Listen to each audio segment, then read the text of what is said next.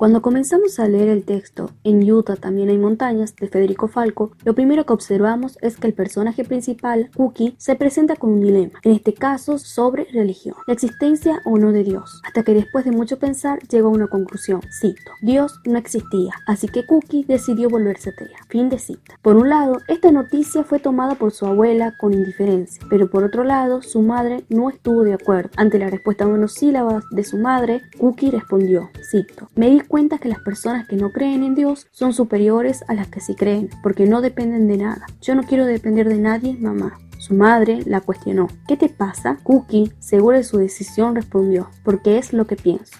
Esta situación de decisión, pensamiento crítico y cuestionamiento del impuesto lo relacionamos con lo que Stuart Hall en su texto Estudios Culturales, dos paradigmas, toma de Raymond Williams y E.P. Thompson sobre cómo estos conceden a la experiencia un papel central en cualquier análisis cultural. Se trata de dónde y cómo la gente experimenta sus condiciones de vida, las define y responde a ellas. Según Thompson, cultura, conciencia y experiencia están estrechamente relacionadas. La situación antes descripta es un claro ejemplo de este planteo, ya que tan solo la experiencia de Cookie, sin influencia sobre su pensamiento, sostuvo su planteo de principio a fin del texto. Otro de los aspectos que analizamos son los medios masivos y la sociedad de consumo, tomando como puntos de partida teoría de los estudios culturales, Udra en línea y el texto Humanismo en la Casa de Asterión de J. L. Borges, Ruptura del Código Estético de Wilbert Arguedas Pizarro. Por un lado, el primero hace referencia a que nuestra sociedad de consumo se ve inmersa en lo que los estudios culturales denominan como medios masivos. Estos transmiten diversos productos culturales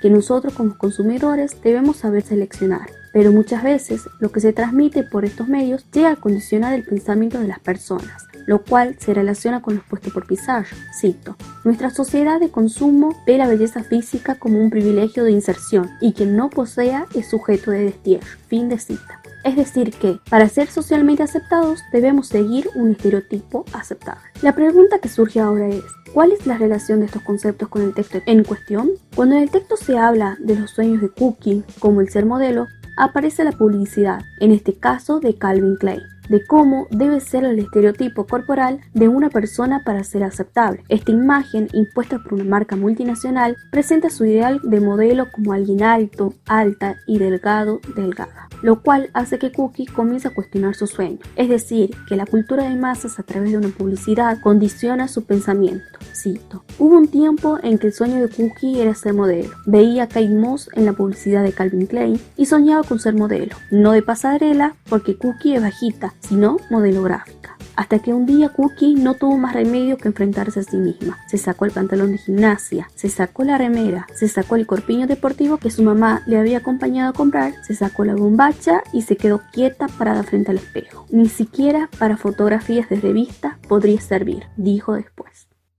Además, podemos encontrar temas relacionados con las diferencias entre las clases sociales. Por ejemplo, la madre de la protagonista, además de poner en alquiler su vivienda a los turistas para tener ingresos, trabajaba como cocinera en un hotel, por lo que dejaba a su hija en casa de su abuela durante los 3 meses de vacaciones debido a su trabajo. Cito: para ganar en horas extras, la mamá de Cookie no tomaba ningún franco, así que nunca bajaba a la villa. Este tema lo podemos relacionar con el texto La experiencia de la desreterritorialización, globalización de lo local, localización de lo global, en el cual la globalización es considerada como una nueva forma de producción de la riqueza, pero también una nueva forma de producción y escenificación de la pobreza. Por otra parte, el texto nos muestra cómo la globalización permite la interacción con el mundo. Cito: la industria de la información ha saturado a los países latinoamericanos de películas, videos, libros, espectáculos multimedia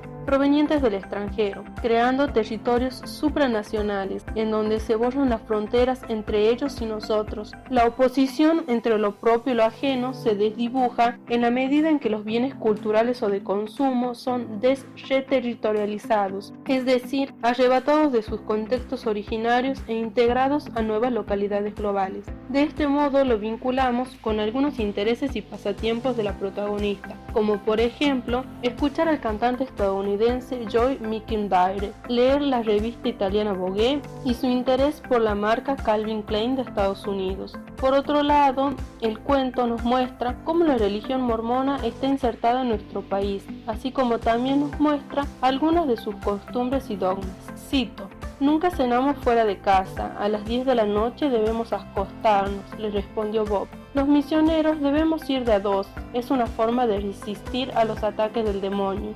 Este aspecto lo podemos relacionar con el concepto de glocalización, que se utiliza para designar el proceso de interacción entre lo local y lo global.